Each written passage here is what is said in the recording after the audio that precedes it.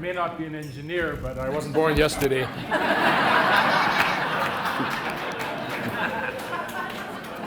Those are tough acts to follow.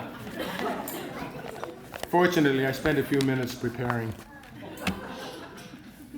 For those of you that don't know me, my name is Preben Schmidt, and I am the proud father of the bride. It gives me great pleasure, on behalf of my beautiful wife Lynn, sitting at the back there, and myself, to welcome all of you to this very, very special occasion. I think a particular welcome should be extended to the many of you who have come so far to be part of this historical moment. I can't name you all, but we have guests from as far away as Denmark, England, Ireland, North Bay, London, Kitchener, Waterloo, Toronto, and Newmarket. It really is a cosmopolitan event, as the society pages will no doubt report. Now, our thoughts are also with the many people who were unable to be here today, but who send their best wishes to the happy couple. A heartfelt thanks to also from Lynn and myself to all of you who have helped make this special day so special for Julie and Chris. And what a special day it was, and will continue to be. We couldn't have asked for anything nicer. As Julie's father, I now have the opportunity to say a few words about Julie. Unfortunately, I'm totally unable to embarrass her with stories of her difficult childhood.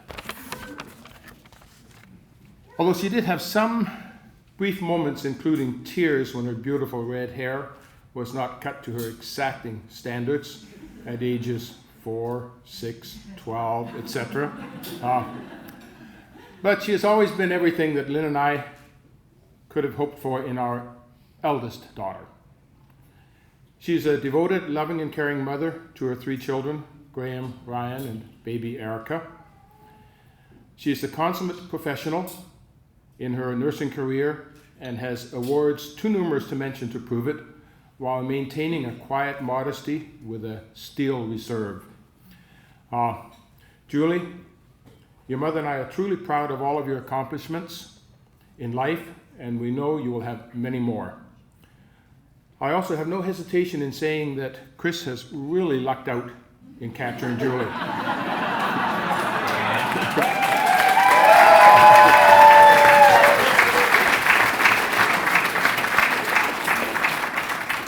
And I know how much Julie will enrich his life, as she loves him so much.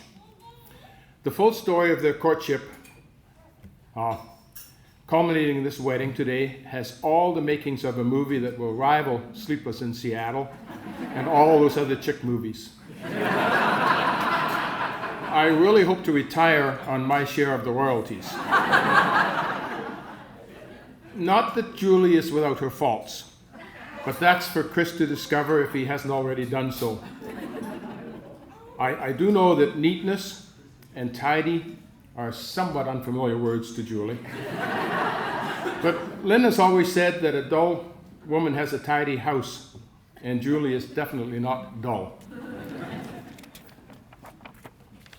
It has also been my observation that Chris has the qualities that make Julie so happy, and for that reason alone, we are very proud to welcome him into our family. It shouldn't go without mention that Chris is also a great role model and parent to both Graham and Ryan, whom he has embraced and loved as his own, even in their most mischievous times. And I'm sure Graham and Ryan will both agree that, to quote 6-year-old Ryan, a comment he made was that there have been slight transgressions. But they've been forgiven by Chris, and they have grown together as a family. Chris is also a very hands-on father with Erica, and this is so nice to see. I've also noticed that Chris is gradually learning to take orders from Julie, and that he will occasionally defer to her judgment. And this is not always easy for a male to accept, but he does it with class and without resentment. Like me, he has probably learned that 9 times out of 9 she is right, even if not correct. Lynn and I particularly enjoy our time with Chris and Julie and the children at the cottage, And it's great to have Chris's help in dealing with all the matters that are too complex for me. I use the fact that he has many more degrees than me to my great advantage. Now, in closing, I want to offer Julie and Chris a little of Lynn's advice on how she's been able to live with me these 40-odd years. And I do so bravely and without her permission, in the hope that it may help you in your life journey as well. First of all, she says, love each other unconditionally. Second, do not hold grudges, get over it. Thirdly, be loyal and supportive of each other in every way. And finally, there may be difficult times in your future, but there ain't no purpose in putting up your umbrella until it starts to rain. Words of wisdom. So I close with a sincere expression of how happy Lynn and I are that these two soulmates have connected and how perfectly the wedding has been to move them into their future life together with Graham, Ryan, and Erica. Ladies and gentlemen, will you all please join me in raising your glasses in a toast to the happy couple, Mr. and Mrs. Norris. To Chris and Julie.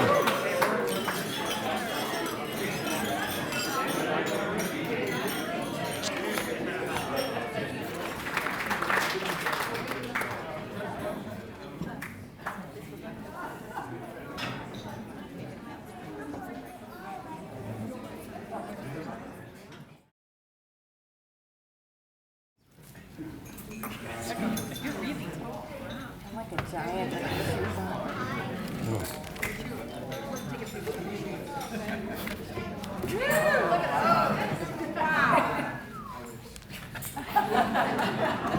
What's going on here? He's taking a picture of my shoes. Okay. So Jessica already explained that she gets her crying from me, so you know what to expect. So thank you to everyone who just said a speech for us, all those kind words. We really, really appreciate them, and we feel the same way about you guys. I hope you know that. Thank you everyone for being here today. I know everyone else has already said it, but it has been a very long time coming, and we appreciate all of your patience as well. Thank you to the wedding party, Jessica. You know how much you mean to me. Julie, I hope you know how much you mean to me. Where the heck are you? Oh. And Trevor, I'm losing everyone. Thank you for organizing Chris's party and having him come home all in one piece. Just barely, but thank you. And Chris, I know where you are. Thank you for running the show tonight, actually. Thank you for everyone who came from outside the province. I know my dad mentioned that as well. We just want to give a special thanks to you, Brad and Karen, coming all the way from South Carolina, from Kipping and Kathy from Calgary. Sue, Randy, Shannon, and Dave came all the way from Canmore. Andrea from Kamloops. Cheryl came from Seattle. Aunt Helen came all the way from Ireland. John Darcy from England. And Thomas, Tanya, Olivia, and Anton from Denmark. So thank you all for making such a long trip.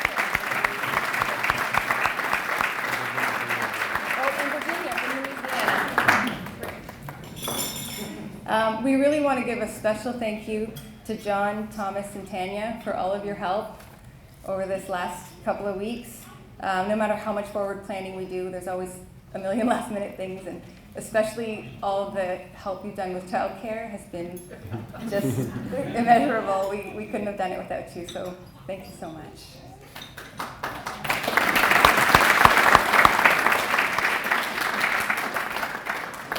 We also want to thank Fraser for doing the photography. Fraser, you've been wonderful to us. You and Lynette have been friends and colleagues for most of your careers, and we know photography is a hobby for you, and as soon as we saw your work, we knew we definitely wanted you to be here, so we're so glad you were able to.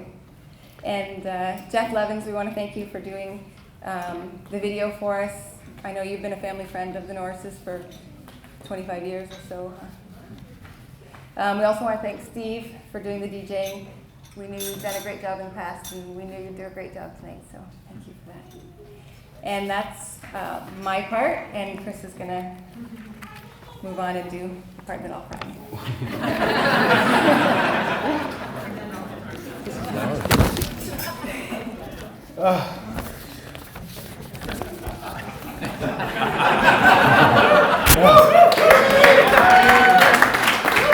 Thanks to Lynn and Previn for your help and support. I can't think of how many times Julie and I have talked about how fortunate we are to have you as such an important and close part of our lives. The past 3 years would have been unimaginably harder for us if we didn't have you close by and if we didn't have your house to retreat to in the group before we moved forward. If there's one word I would use to describe you too, it's generous. You have always seen to it that your children and grandchildren have what they need to be healthy, happy, and comfortable. But what you have given all of us, especially the boys, is something that cannot be bought, a sense of safety and continuity in a rapidly changing world that is often difficult to understand.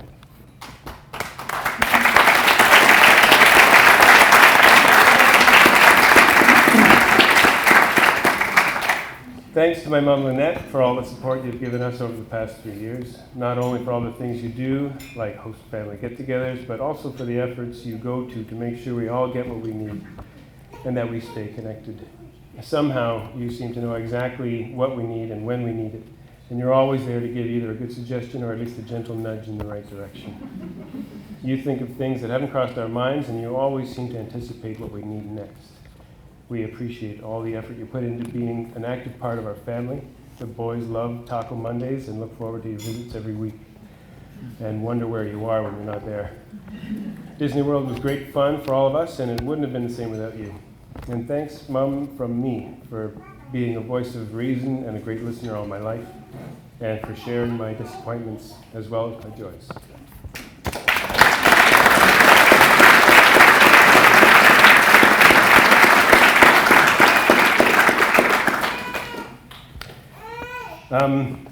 Thanks again to all of you who are here tonight. There are lots of friends and family who we wish could be here, friends from groups and circles of friends that we have in common with you, who we have had lots of good times with in the past and hopefully will in the future.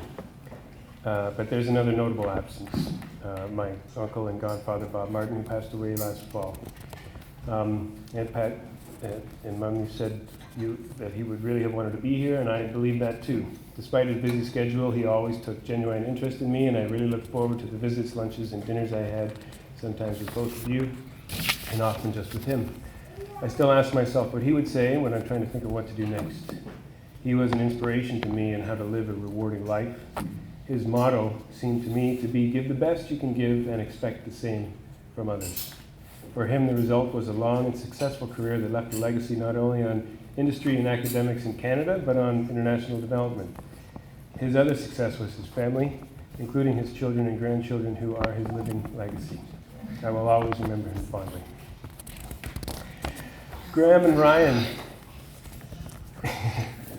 first of all, thanks very much for being part of the ceremony, for helping your little sister walk down the aisle, for being the ring bearers, and for pouring your sand.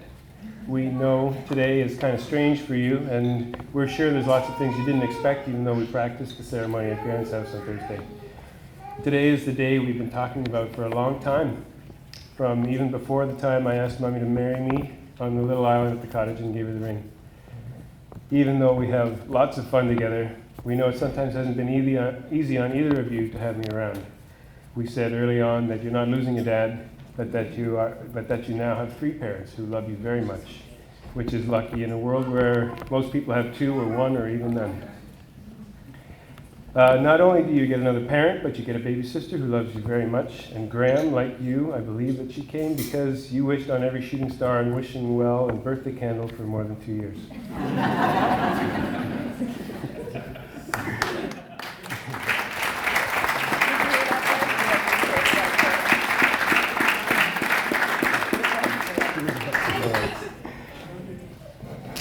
You also get this room full of people who just promised outside that they would be our friends and help us when we need it. But we also realize that getting something you didn't ask for doesn't always make up for not getting to keep what you thought you had. You have gone through a lot of changes in the past couple of years. I often think about how difficult it is to be a stepdad, but I sometimes lose sight of how hard it can be to be a stepson. I promise I will keep doing my best.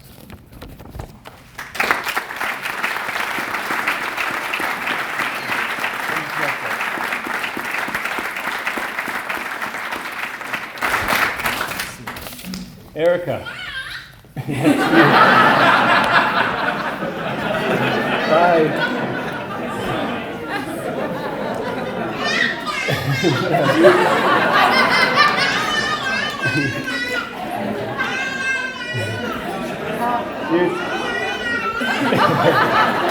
You're too young to understand this now, but we're saying it anyway, so you can look back and watch it when you're old enough. Hopefully you'll watch it at the same time as the video of the boys finding out that Mommy was pregnant with you. Overjoyed is an understatement. And I hope you've all got a chance to see that video at some point, because the boys nearly jumped out of their skin. The whole experience of your birth was completely surreal to me. Not only had I started to let go of the idea of ever having kids of my own, but the idea of having a baby with Julie Schmidt was completely unimaginable.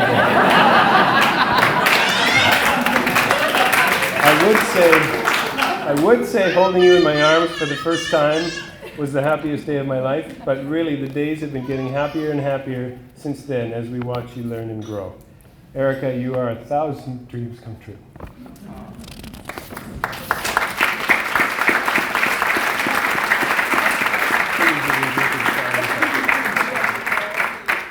Julie, you look staggering tonight. You are more beautiful now than you were the first time I saw you. You're also at least 5 inches taller. Those windows to your loving soul are sparkling and bright, and your radiant smile that you give so freely is the outward projection of your heart of gold. You have had an indelible effect on me since the first moment I saw you. For me, it was love at first sight. When I was walking up the stairs at the back of our high school and looked up and saw you walking down towards me with your luscious red hair permed into flowing locks, and your gorgeous red bangs poofed out and curled under, I reveled in the sight of this glowing angel floating down from heaven with a giant curly copper halo around her head. Everything else went out of focus, my knees went weak, and I nearly took a header off the stairs. There was no mistake in my mind that I had to get to know you, so I hunted around for someone who could give me your number. And from our first date until I left for university, we saw each other every day and every 2 weeks after that. But I was a fool. I listened to what I thought was wisdom handed down through the generations. If it seems too good to be true, it probably is. Nothing good can ever last. Love at first sight is a myth. You're only 18, there's lots of fish in the sea. Yeah, but they're not this fish. Why didn't someone tell me? Your mother's fault. I judged success by the comparison to the imprint you left on me. No one could ever measure up. You are the one who was meant for me, and we were meant for each other.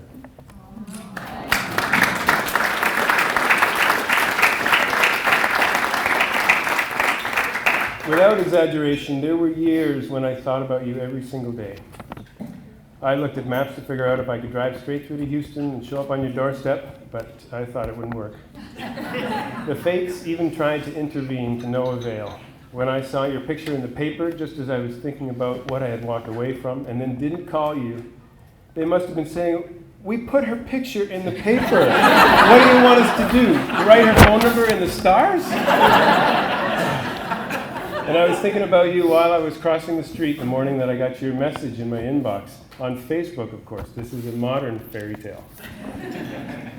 I never dreamed I would hear from you again, but when I did, I already knew what I would say. Everything clicked into place over dinner that night 3 years ago.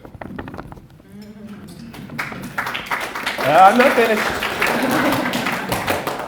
We can't wish things from the past that never happened, and we wouldn't want to, but we can be glad they are behind us now.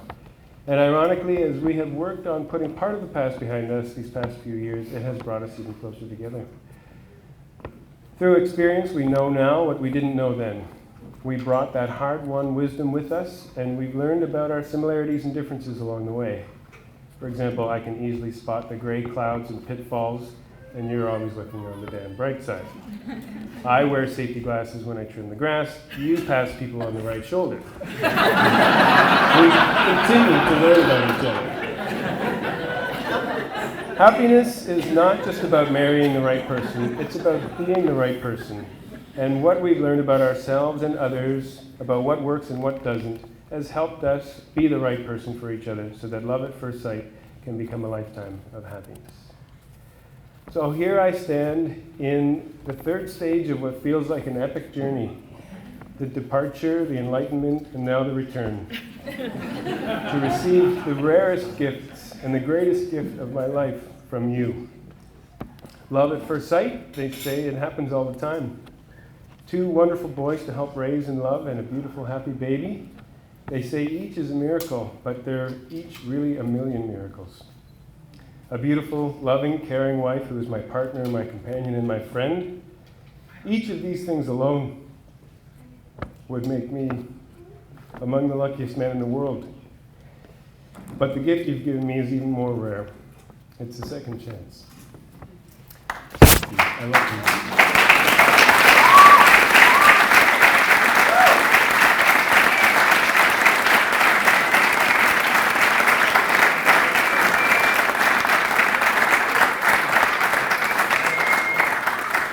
And I'll just say ditto.